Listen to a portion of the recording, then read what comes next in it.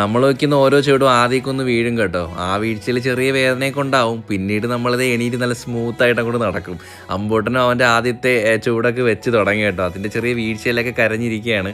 അവനൊന്ന് ആശ്വസിപ്പിക്കാൻ വെളിയിലോട്ട് ഇറങ്ങിയപ്പോഴാണ് വീട് ഫ്രണ്ട് മൊത്തം കാടുപിടിച്ച് കിടക്കുന്നുണ്ട്. മമ്മട്ടി എടുത്ത് ഇറങ്ങിയപ്പോൾ എൻ്റെ മൈൻഡിൽ ഫസ്റ്റ് വന്നത് NSS ഗ്രൂപ്പിൻ്റെ പണ്ടത്തെ സേവനവാര പരിപാടിയായിരുന്നു. പീരീഡിൽ സാറ് പഠിപ്പിച്ചുകൊണ്ടിരിക്കുമ്പം NSSലെ പിള്ളേരൊക്കെ വരൂ എന്ന് പറയുമ്പോൾ കിട്ടുന്ന ഒരു സന്തോഷം ഉണ്ടല്ലോ. ആ ക്ലാസ് ഇരിക്കണ്ടല്ലോ എന്നുള്ളൊരു സന്തോഷം. അതിൻ്റെ പേര് നല്ല തകർത്ത അങ്ങോട്ട് ക്ലീൻ. പിന്നെ എങ്ങനെ കള്ളപ്പണി ചെയ്യാം എന്നാണ് നോക്കുന്നത്. ടീച്ചർ നോക്കുമ്പോൾ ഒടുക്കത്തെ പണി. പെണ്ണുങ്ങളെ ഒരു സൈഡിൽ കൊതിയെന്നാണ് പറച്ചില്, നമ്മളാമ്പിള്ളേരുടെ സൈഡിൽ വായി നോക്കല്, അങ്ങനെയൊക്കെ പരിപാടി അങ്ങോട്ട് ഉഷാറായിരുന്നു.